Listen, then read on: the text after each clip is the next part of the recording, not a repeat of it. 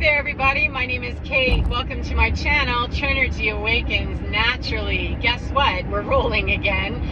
Spirit waits for no one.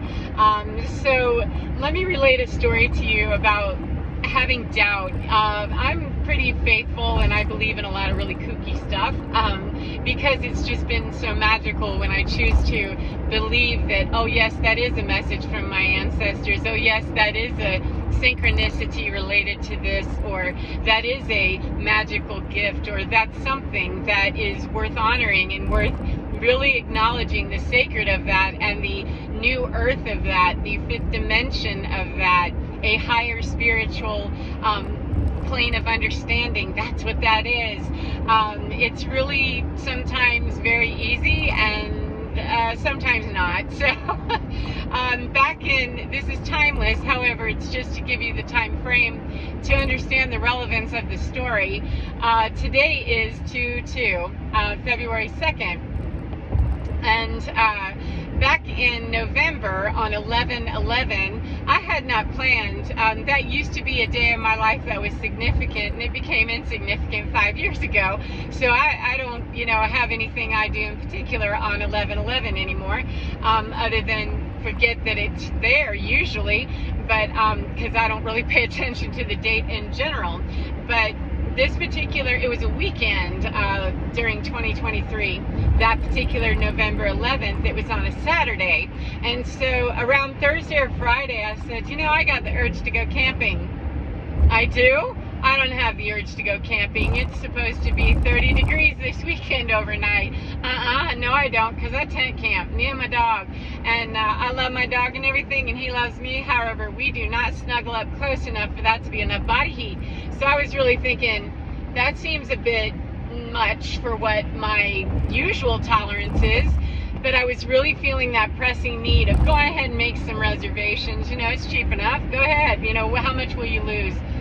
20, 30 bucks or something? Just go ahead and make the reservation. I thought, all right, for the gamble of what's this? What am I going to dig into this little box and find when it opens up?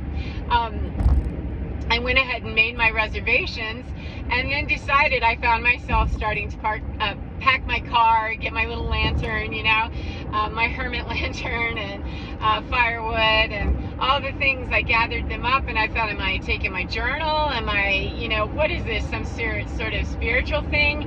Lots of hypothermia. What am I doing here? But okay, being as obedient as I hear in my ear, and double checking a whole lot, because that just seemed weird. But anyway, hadn't been to this park to camp yet. I've only been hiking in it a few times at the state park, and I hadn't only been there but once or twice, where nothing major as far as spiritual upgrade or anything that I noticed was there when I was there, and it was quite some time ago. It was very pleasant. It's just it's one that I found other trails more interesting, so I was quite surprised. But anyway, I packed up, went over there, my dog and I, Hondo, and we got there, and dude, it was definitely cold. It was noticeable cold. So which, no problem, dress like you know where you are. And I put my dog in his little snowsuit and the whole 9 yards. And there were other people there, granted no one in a tent, but I got there, and because I was hemming and hawing and really kind of resisting, it wasn't until about dinner time that I got there. And I had picked up, now this is where it gets fun, I had picked up a pack of cigarettes, a bottle of wine, and a sandwich, like a horrible, loaded up with everything sandwich. Horrible for my body, but whoa, that stuff tastes good, right? And so I was thinking, okay, we're doing one of those drills again. Cool. Are we going to get some cookies too? Sure, grab some cookies. And so I did. I was in a Walmart, and I don't go into that store very often. So I found it just all kinds of, all right, not throwing shades, just I don't like to shop. I do a lot, very minimally, because I don't shop, and I just don't support Walmart itself, but for no particular reason. So anyway, I gathered up all my stuff, threw it into the car, and went, all right, we're smoking and drinking this weekend. and eating cookies and sandwiches and I don't know what else, but there's something spiritual afoot here. And I really hadn't paid attention too much to the fact that it was a portal. Portals are important to me, specifically to my conscious awareness, when they're important to my conscious awareness, and when they're not, they slide by and I'm not paying attention, I'm not made to pay attention, or it's not brought to me to really put any relevance on it. Sometimes I'm called to make, moon waters and things like that, or, but nothing every single time. And so when I realized that, oh, that's what that date is, and oh yeah, that did used to be a significant date, and we're on the 5th year from that, and all these things, and 5 has changed, we're clearing this weekend, cool, groovy, should I bring some sage too? And no, just take your booze and your cigarettes and your trashy music and all of it and get down the road. So got over there around 6 o'clock in the evening. I started a fire. My dog looked moderately unhappy that he wanted to run free in the woods, and that's not a good thing. So I tied him up to the picnic bench and started doing my thing and sat down, smoked a cigarette, which I quit smoking several years ago, probably 5 years ago. But occasionally when I'm going through clearing of some kind, beautiful. Y'all probably think I'm making stuff up, but there's a giant old gaggle, I don't know, big old blob of birds up there. They're geese. Beautiful. So I believe they're a gaggle. I don't know what they're, flock. Let's call it that. But anyway, I do use whatever I'm asked to do. Sometimes I will use marijuana, a THC product, for a little bit to work through something and clear it. It's all very much given to me as I'm going. It's not something that I do on the regular, and I certainly don't smoke on the regular anymore. So I was a little bit amused when I realized that, oh yeah, that's what we're doing. I'm not really going to smoke these, am I? Well, I did. I sat down and I smoked the one, old favorite cigarette, and put the bottle of wine on a big old chunk of ice and snow, and put that to chill, and thought, all right, I guess we're here for the duration. And I watched the fire for a little while as I was smoking my cigarette and thought, this blows, this is really cold. And I was starting to get grumpy and grouchy about it, and decided that, okay, I'm not giving directive of what to do now. I'm also not giving any directive that just bail out because you don't like this is uncomfortable. Just wait. What's the problem? You're not in any distress. You're not hearing a go there. You're also not hearing, do this. You're not hearing a don't do this. You're hearing nothing. And for me, when I hear nothing, that's a don't move. Because if it was a move quickly, I'd definitely know that. That's just the relationship that I've cultured with myself and my team, fortunately, that keeps me out of trouble. So I was sitting there just kind of pouting, honestly. I was a little bit over it. Like, it's cold, it's getting to be now 30. It's getting to be definitely freezing, and this fire is not going to jump up and lick my face and warm my whole body the way that I want it to. And so I just sat there and I started kind of crying a little bit and went, cool. Haven't even had a glass of wine yet and I'm already starting to cry. This is awesome. I was just feeling boogery and mean, like, just cranky and stuff. And so I kept hearing, just chill and allow this moment to sit in you. And relax, it's okay. Just sit here, because the decision going forward to make needs to be made from a balanced place, and a balanced place is not one that's whining about the current condition. It's hard to do much effective change towards getting to a better condition if we move laterally out of the horrible one we're in without really balancing that, centering it, and making a conscious choice to elevate that at least the tiniest little notch, so that you're not walking into the I'm gonna leave and go home. Then I take all that garbage home, whatever it was that wasn't cleared, because it wouldn't be bothering me if it was cleared. So okay, but I said, okay, then I can do this. And I sat there for however long, I don't know, I just kind of closed my eyes and leaned back on the picnic table and grabbed a, you know, munchie from a cookie or whatever and ate that, and, you know, just kind of sat there. And at some point it just seemed natural. I got up and I started packing up. I started taking down my tent, and I realized as I kind of became more aware of what was going on, I went, well, I'll be damned, I'm putting the tent up. Am I supposed to be doing this? And yeah, just go ahead and do that. And then the next thing was, so I came all the way out here to start a fire, set this tent, do all this stuff, take a nice little hike, get my dog excited about absolutely nothing other than going home. Then we're gonna turn around and just go home now. And how about you just keep on taking care of that tent and do what you need to do? Because it felt like it was kind of move along with it, you know, please stop asking a million questions and just do what you're being asked to do. And so resistance, lack of faith, fear, whatever it was, I put everything away and grabbed my dog and stuffed him in the car to warm him up, you know, defrost the little fella, and sat there in the driver's seat, right? I'm looking out and I had my headlights on, of course, and the oddest little animal came spooking by that I thought, oh my God, I've come to this state park to be visited by some cosmic creature that I've no clue what this thing is. It looked like the cross between a cat, a raccoon, a fox. I mean, it had a lot of weird features on it, and my brain was having so much cognitive distance with trying to figure out what the hell it was. I had never seen anything like that, and it's true, I really had never seen anything like that. It is a real legit creature, but I was just taken with it. And whenever I realized that it was spooking across, and it finally started sinking in, and I could get over the, what is that, you know, that thing. It wasn't coming at me or anything, but it was just definitely odd. I mean, never seen this thing before.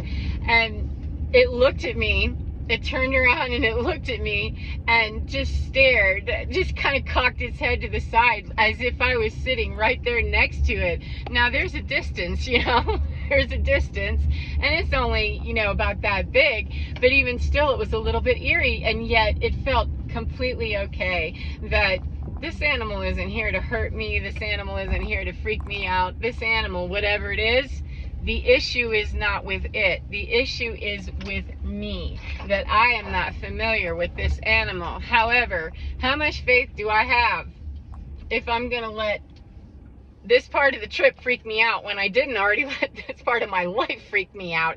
You know, how much faith am I demonstrating? So how about just get busy with, okay, and so that settled in, all right? That's how you take care of anxiety, is you start to desensitize to that stuff that brings anxiety, right? Well, I started looking at it and thinking, well, it's not aggressive, it's not this, it's not that, and okay, we've ruled out all the ways that it won't likely kill me, and if it did, how much faith do I have? You know, okay, that even if it did, so be it, right? So I sat for a minute and just looked at it, and it had just the sweetest demeanor. It had a very sweet carriage about itself and a very graceful, kind, it just, if it was a person, it would be royalty, you know, just the way it carried itself was very elegant, and it very pointedly turned its head to look at me. And when I could get over that little bit of, oh, I'm being looked at, when I finally took a breath and went, okay, it kind of nodded, honestly, and moved on about its business at the same pace. It didn't spook off like it was scared, and I didn't drive off like I was scared. It was really amazing. Well, imagine the difficulty of trying to come home and figure out, as I'm thinking, really, because I completely, of course, got wrapped up almost immediately again with, I drove all the way up there, I did this, I did that, feeling whatever that bullshit is. I don't know. I was just feeling testy that, did I really just waste all of that time and everything? And what's a waste of time? You know, where were you going to be anyway? You know, and you started a fire and had a great time. You stared into it. It was mesmerizing. You met a new animal, and went, oh yeah, that's right. And so I got home, and it took me a minute to try to find it, to find out what it was.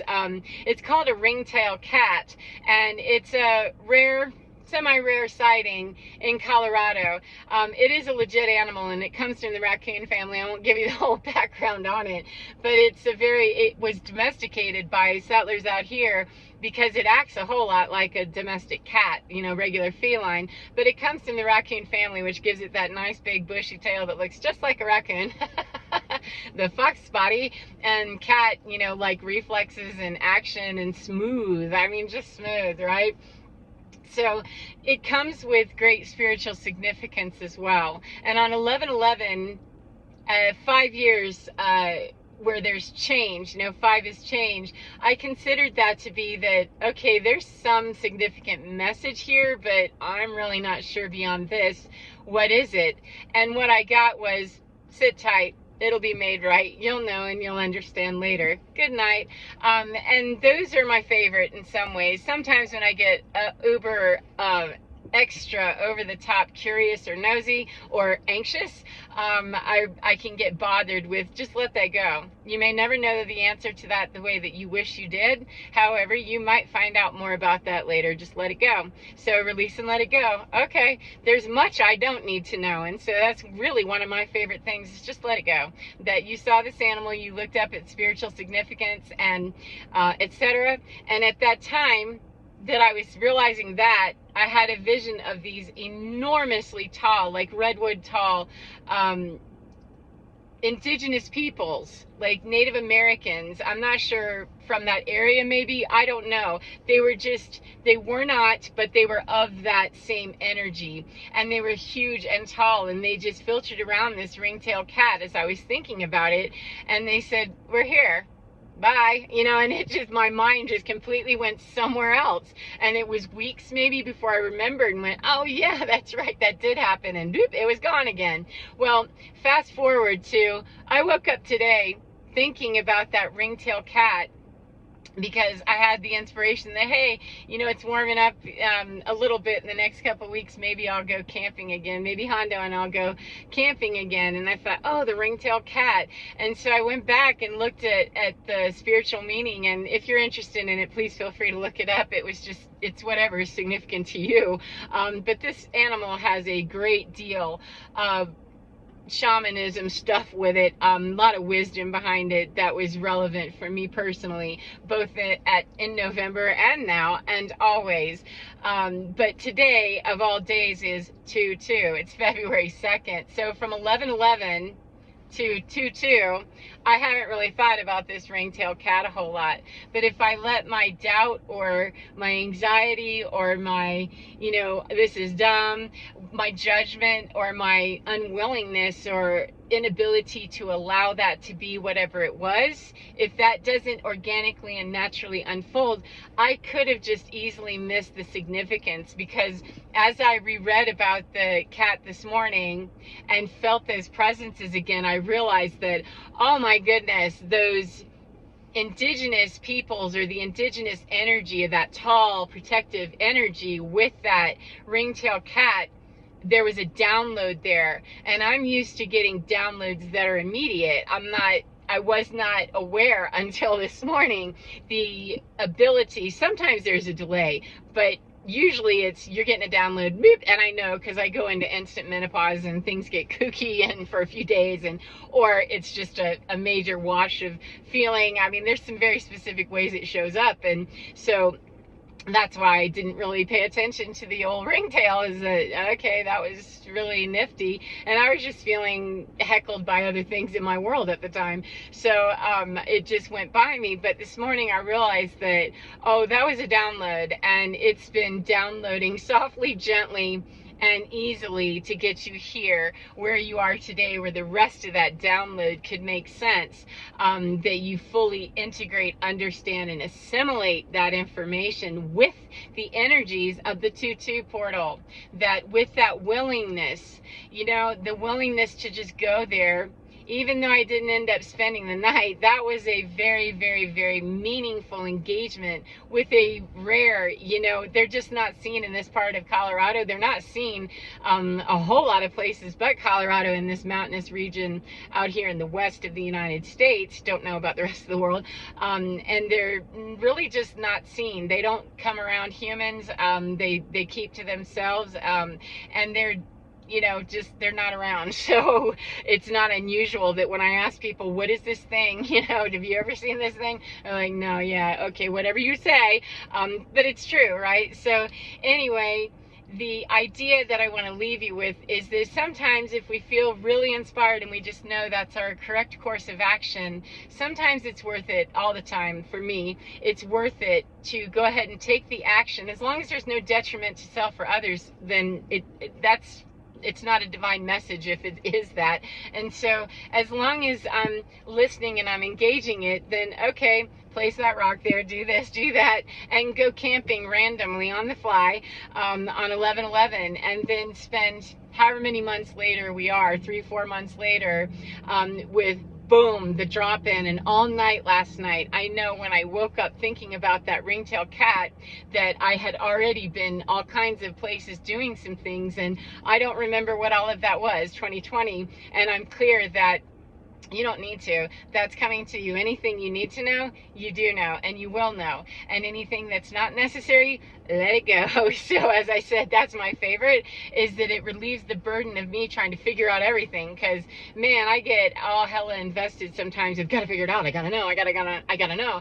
That's a control thing for me. So the gentle reminder was just release and let it go. And you'll know more later when and if you need to. And it's true. So I encourage you, as you see your synchronicities and you think you do, if it's something that brings you peace and balance and joy, then yes, claim that as a synchronicity and believe in the magic. Believe in the hype of the new age, the hype of the age of Aquarius, the hype of a new earth, not new world order, a new earth, 2112, thank you, where things like that support our growth, support our healing, and support our ability to see the world in a very different way, through different goggles, through different filters that are just kinder and more loving, as well as very firm and in our foundation and strict in our boundaries. So anyway, I'm off to school, so some more 3D school. 5D and above school tends to be a little more interesting to me, but hey, I got stuff to do to be a human being. So